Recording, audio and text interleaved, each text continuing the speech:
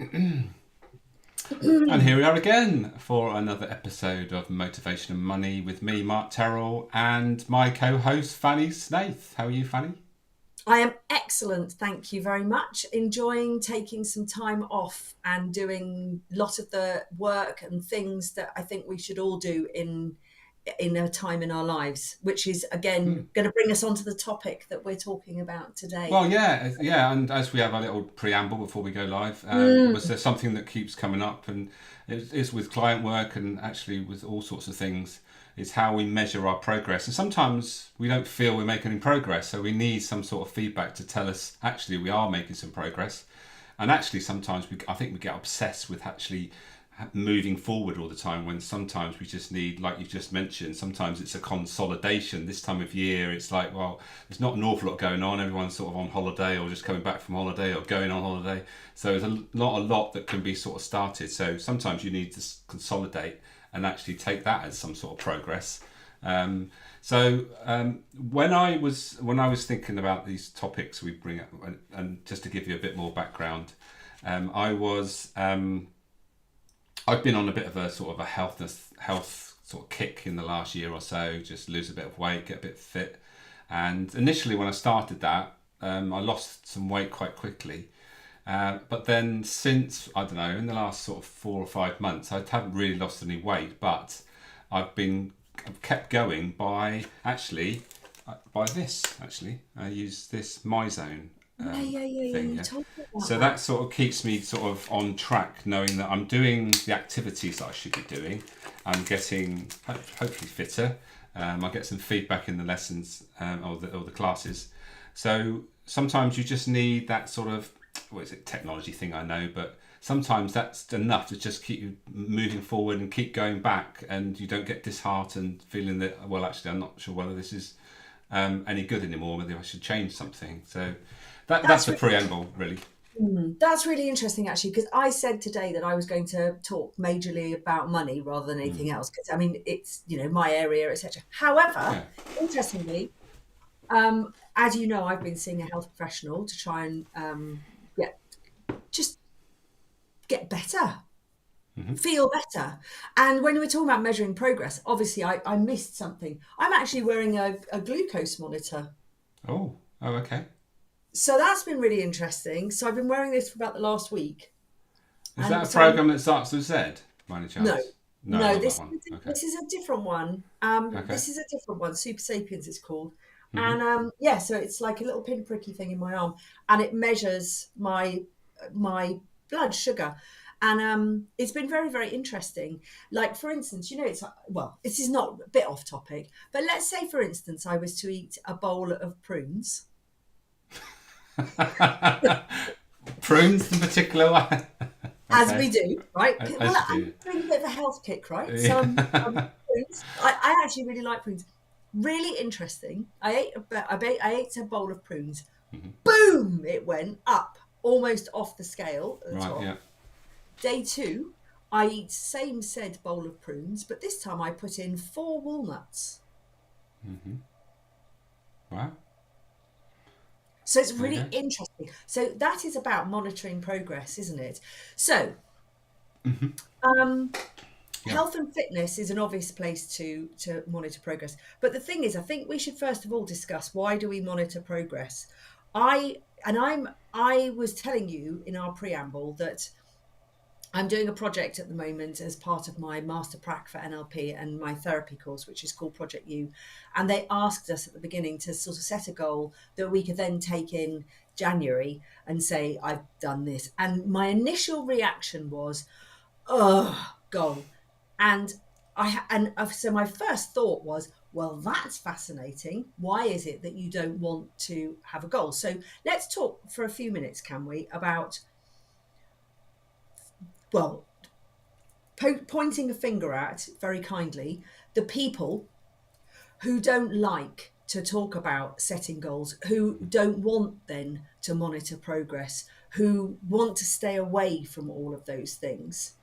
Because something that I've learned over the last 6 weeks, I guess now, as I've started to monitoring things, my mood, my vibration, my whatever you want to call it, my vavavoom has gone up massively. Wow. And it's been interesting, and it's like with a sort of a mindset that's saying be kind to yourself, and actually almost put a scientific approach to it rather than a blame, shame, coulda, woulda, shoulda Yeah. kind of thought to it. Just like it's a project, like the word project, like it's a project. And as I've been doing that, I've found that my motivation, your word, has risen exponentially. Haven't heard that since the COVID. That's amazing. That's brilliant, though. That's that glad. That's good to hear that you're whatever you're doing is But giving you isn't that. it interesting though that when you do start, I mean, like for instance, I had a whole week last week without coffee, or sugar or anything like that. I did a whole week, and I have to say, my brain felt so much clearer even in that short period of time. And then I've slipped back to it again, having a coffee a day and being a little bit more sweet toothed, which is what I was before. And I'm starting to feel cloggy again. Right. Okay. So does your monitor tell you about that sort of thing, or is it just No, the glucose in your blood? no, Okay. not yet. No, no. But it's interesting. And I thought the other thing was I've also sent for a week now. I haven't had any bread, any potatoes apart from sweet potatoes, any pasta or anything like that. Right. And I feel a lot clearer and lighter as well. Desperate for a lovely, gorgeous piece of toast with butter and honey. Yeah. But the thing is, then if you can monitor how you feel and you're looking at your progress, you can actually then say, well, what's the cost? Yeah, but I think sometimes when we sort of give up things like that, if we do crave them, then we might go and overindulge sometimes, and that's what the message was in. I've read a couple of books recently. One was the ultra processed people. I now reading Food for Life by Tim Spector. Okay. And it's really interesting about all the different foods. But the message I'm getting from the second book is that we should have a variety of things, and Yes. that's the thing. The more polyphenols which we can eat, which are pretty much what we get from plants, but plants can be things like coffee and spices and all those sort of things. So he suggests that we should have 30 different uh, plants per week. So it's not about the same thing. And when he talks about bread, he talks about actually buying real bread that's been done the traditional way, like Yeah. sourdough, which is fermented and not done Yeah. the sort of factory way. So sometimes little slight changes can make all the difference in that we think we're doing the same thing, but actually it's quite different in that we're buying things. So I buy all the food in our house, so I make sure that I try and buy things that are healthier and there might be actually more fat in them, but actually there's less chemicals and all the other Right. additives that they throw in. Yeah. So and that's actually felt going on to you're feeling better. I feel a lot better since I've introduced that in the last few weeks. In that I've noticed this just by introducing things like kefir. Add a spoonful or two into my. I know, but if you put it into Oh, porridge, if I put it into my overnight porridge, then you don't really. You do get the sort of the background of it, but other than that, it's no big deal. okay. But if it makes you feel better, and it's also working on those gut biomes and all that sort of thing that is very important to us with regards to our overall health, not just our gut. Then you're making progress because you are doing things that are actually you feel, well, I've changed my diet, I'm feeling better. And this is really about feeling better about things, isn't it? You're feeling Yeah. better because of what you're Yeah. doing, I'm feeling better with what I'm doing. So there's progress there for a start. And how we measure it, sometimes it's just the way we feel is good enough, Yeah. isn't it? So going back onto this thing, then how do we measure progress? Can I talk about money now? Of course. Because I think actually when we talk about monitoring progress with like things, it's sort of like an action, isn't it? Monitoring progress. I know we can I know that we can sort of think about how we feel and all that kind of stuff. And yes, and you could just sit there and go, how do I feel today? And then sort of get it. But when you're monitoring progress, I think we're singing from the same song sheet, that we're sort of writing things down and we're actually doing things. So actually, if I talk about how I monitor my progress financially and how I work with my clients financially, I think, to be honest, that spreads into a lot of other ways as well. So my way of monitoring progress is, well, first of all, you can't monitor progress if you don't really have a goal, right? So of an overall goal. And if I'm talking about my story, so my story, as many people who've watched this before, if not, you can find it on other places, was that when I was 10 years old, I wanted to become a millionaire. That was a goal, even though it had no strategy or anything attached to it. So in order for me to do that, things just sort of fell into place along the way, but bringing that all together. So if you've got a goal, let's say that's your goal, I want to be a millionaire. So first of all, you've got to work out where you are now. So start and a finish. Yeah, so you've got something to monitor, because if not, you don't know where you sort of walking around blindfold like this. So then you would need to create a map, or what some people will call a budget. So how much you need to spend, so you can see how much you can put towards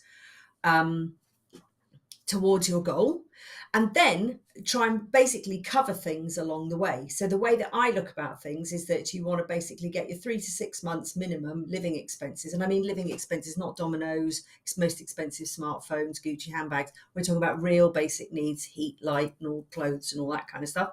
3 to 6 months living expenses, then pay your passive investing, then your more active investing, and then your speculation and accumulation.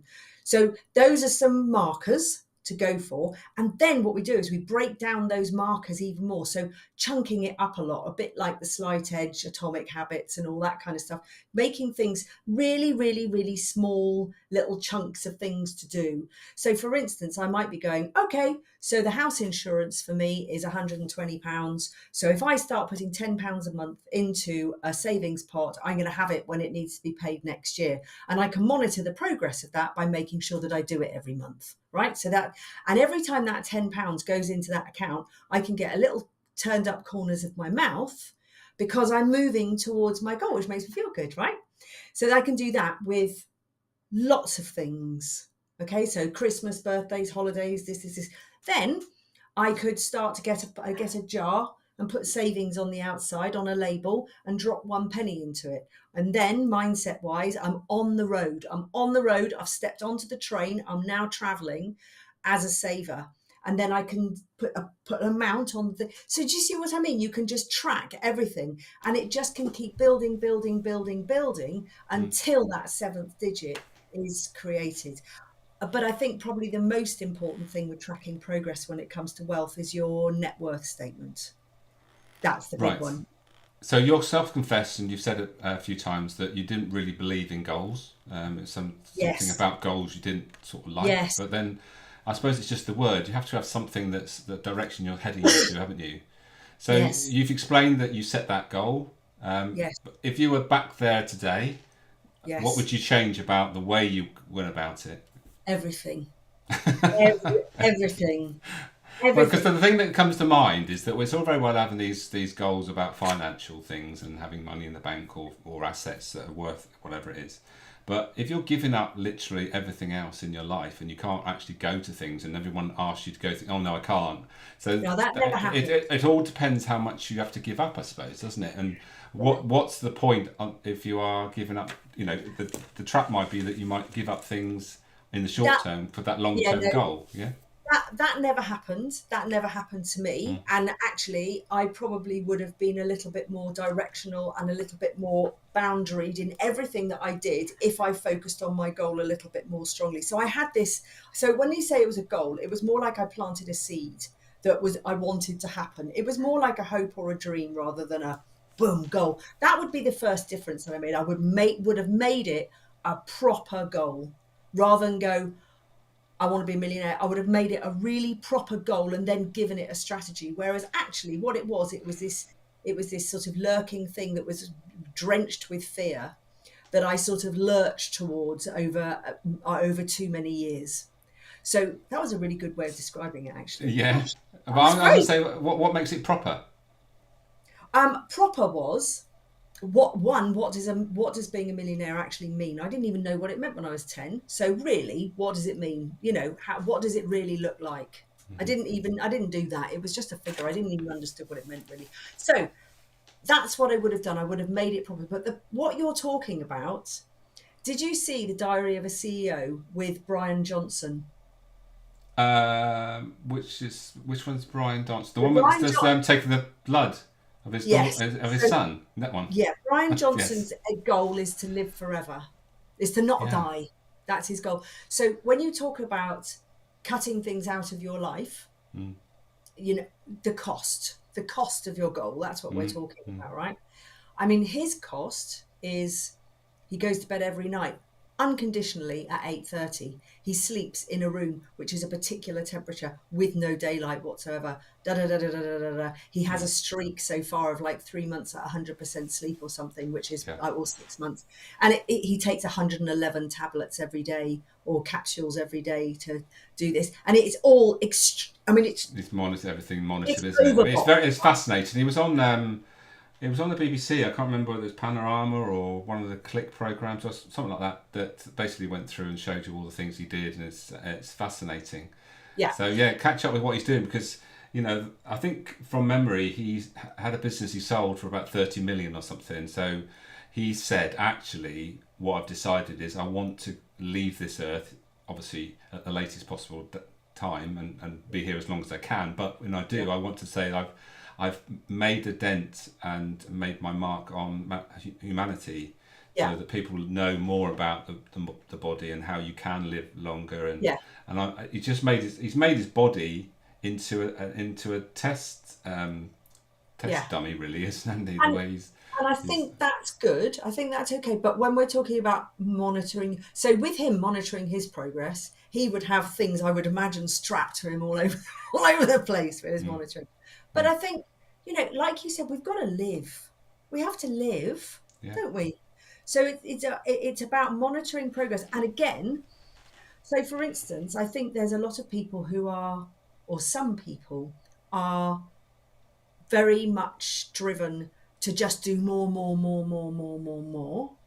Whereas from my perspective, my time, which is not wildly successfully time boxed yet, but I'm working on it. That's one of the things I'm working on. But say, for instance, my meditation practice, I don't want to do more. I would like to do it better. yeah, yeah, absolutely. And that's what I've got the same sort of mentality really because I go to the gym 3 times a week, and I try to do it better rather than do a Yes. session every day. Do those 3 sessions and work on being better at them rather than it's not all about quantity. It's about sometimes just focusing Yes. on the quality of the movements and actually thinking about how you're running and just a slightly longer Yeah. stride can make a massive difference and speed you up. Not by rather than extra strides, you can do longer strides and those sort of things. Yes. And if you're conscious and you're thinking about it, as opposed to just going through the motions, Mhm. that can have a massive effect on the results you get just by Yes. sort of monitoring in that way. That you're thinking, actually, I'm getting better at this. I didn't think I was very good at this, but now I'm better because I'm focusing on actually the way I do it, as opposed to how Yes. many repetitions I'm doing. So, Yeah. And yeah. and the same thing when it comes to money as well, is that Mm. you can set a certain amount of time per week, per day, whatever it is. I wouldn't say any more than that. And it would not per month. It's got to be per week or per day. And you use that time as wisely as you can. So for instance, you'll set aside a certain amount of time to do your fitness and your health regime. I will as soon as my new gym opens. Very Ooh. excited about that. And then it's just making that quality time, making it as much of a quality time as better, not Mm. necessarily more. But it's like looking after our mental health, looking after our physical health, looking after our business, looking after our family, looking after our money. looking after all of those things, you can set a certain amount of time, and Yeah. therefore you can monitor the progress of things during that time. But treating that time very seriously, I think, is also very important. Yeah, well, you shared beforehand that you've completed a wheel of life. We don't need to, share exactly your results, but a wheel of life is a very simple thing to do, which will actually give you a starting point. And if you look up, if you Google it, there's lots of examples of what a wheel of life is. I can put a I link. think I can that's put a link actually in the chat. I'll put a link in the article afterwards because yeah, I've got one that I send out. But I think it's we've got certain areas of our lives. I mean, 8 is a favourite number of mine. The wheel of life divides very nicely into 8. So what have I got in mind? I've got wealth, significant other, health, friends and family, fun and leisure, home environment, career, and personal growth.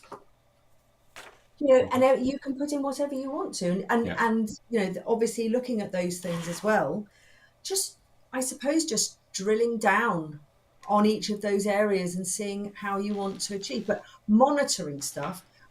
If you look, I mean, I looked on Google. I look on Google Play Store. I'm an Android, not an Apple person. Quite often, excuse my cat, and there are so many apps out there. It's a minefield these days as to yeah. which ones to use. But I use a nice app actually where I track a certain number of things. I think it's called My Life or something like that. But you can track things on apps. My Fitness Pal, for instance, is good for fitness. Hmm. Money wise, I think nothing works better than an Excel spreadsheet personally when it Oh, comes to. interesting. Old school. Yeah, I'm definitely old school because the thing is, every single one that I found online is just not versatile enough. Right. If you're creating a money map, as I call it, rather than a budget, Hmm. I don't want transport I don't want transport because if I want transport, I've then got to go and open it out into insurance for car A, tax for car A, MOT for car A. The same for car B if it's a 2-car family household. Petrol, parking, coach travel, train travel. Do you know what I mean? It's no Hmm. transport. That's no help to man nor beast. No. Not for somebody who's trying to work out what their expenses are, is it? Right. Yes, indeed. Talk about You know? beast. Yes. Do you want to introduce your cat, by the way? Yeah, this is Sophie. So, Yeah, I'm sure. Sophie's been a bit upscuttled today Okay. because Upset. yeah, she's been upscuttled because I've just bought her a new cat climbing tree. Right. And They from experience they tend to take a while to actually take to these things, don't they? yeah, well, this is it. It's only arrived today. I just built Right. it. And she's sort of looking at it and going, I'm not quite sure what to do with that. But it Is that really for is me? Am I allowed it's on it? yeah, it's a lot better than the last one. And the last one was just ripped to shreds because she loves scratching over. And I don't know if you can tell, but she's a big cat. Right. We She's a can just very see the top half of her, like a bit Yeah, she's mahoosive. She's like a really shark. Just go she's yeah, do do do do she's do not do. fat, but she's big. A big Anyway, tail. Anyway, so what were we talking about? we're back to measuring our progress. Hmm. How do Yeah. you measure your progress on how you feel? That's a good question, actually. When I'm feeling a bit sort of bleh, I sort of check in with, well, what's making me feel like that? And my obvious go-to is, well, what motivators are not being particularly well met at the moment? That's my obviously first place I'll go to, and that tends in most places give me some sort of answer with regards to making a difference. It might be that I haven't been on any sort of learning and developing my specialist knowledge recently, or it might be that I haven't been working sort of on a sort of creative project with my clients, so solving problems and all that sort of stuff, which gets my juices going, as they say. So that's probably where that's my go-to and solves most of my sort of feelings around that. If it's not that, I just try and snap myself out of it, and that goes back to looking after my health and going to the gym and all those sort of things. So being active and changing state, which is obviously a key thing to NLP. Sometimes you need to just change state, and then you see things differently. So you learn all these things, don't you? All the courses I'm sure you've been on and I've been on. Oh, You've just absolutely. different things that you are actually what's going on here, and you start being more conscious of it. And that's another thing. If you're conscious of it, and then you have lots of things in your toolkit that you can use, then you sort of like start pulling them out and giving them a go and think maybe this will change me and change my energy. I think the other thing to say is that in order to progress, sometimes you need to go backwards in order to go forwards. Yeah, So, sure. for instance, you said just then, try and snap myself out of it or change my state. And from my very personal experience, and also as a therapist and a money coach, and meeting people and their approaches to their lives and their money and all sorts of things, yes, you can snap yourself out of things, but I think it's really important to track whether that really gets to the root of the problem, because are you progressing just by having to snap yourself out of it every time? And this is one of the things that I felt a little while back, that I felt a little bit like Scrat. Do you know Scrat from Ice Age, No. the squirrel? So in the film Ice Age, there is this rather bedraggled looking squirrel called Scrat. And he's a little bit like Roadrunner in the cartoons, where he is constantly chasing this nut, this one particular nut that just keeps escaping him. And it's, I mean, he should have died about 10,000 times. Like he's been over mountain cliff tops. He's been squashed between mountain. I mean, everything's happened to him, chasing this one particular nut.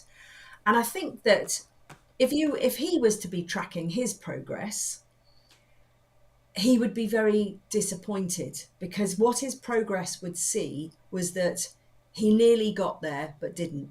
He nearly got there but didn't. He nearly got there but didn't, again and again and again.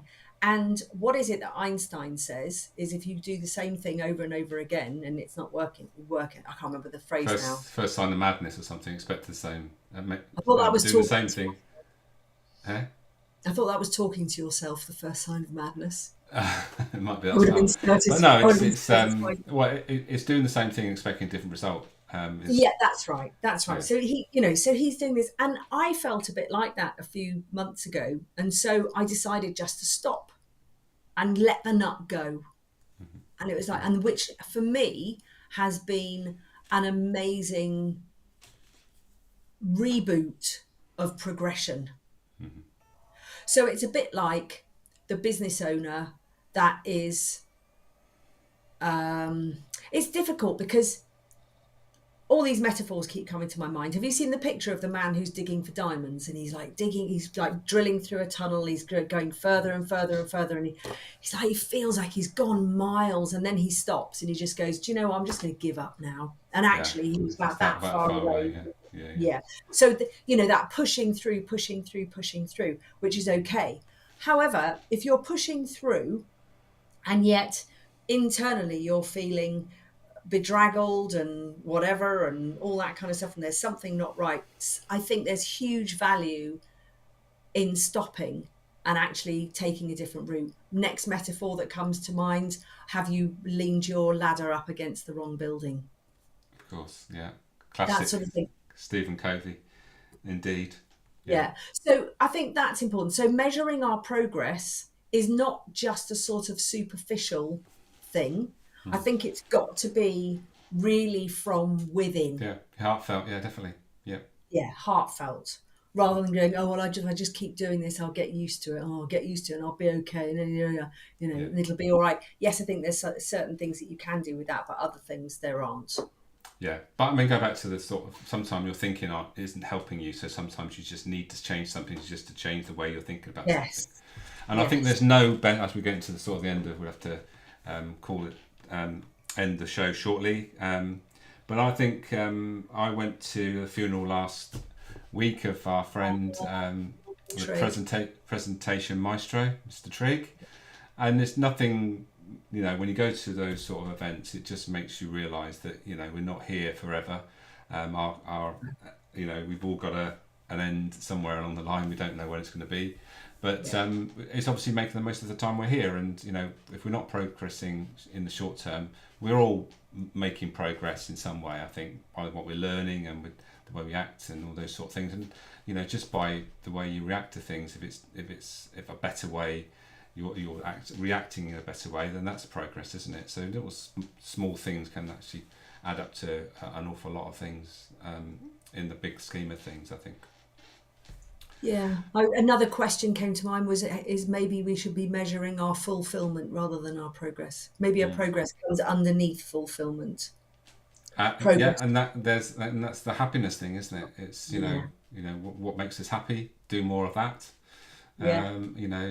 Because happiness is a personal thing, and if you can actually tap into what actually does make you happy, Yeah. then do more of it and stay in that Yeah. state as long as you can.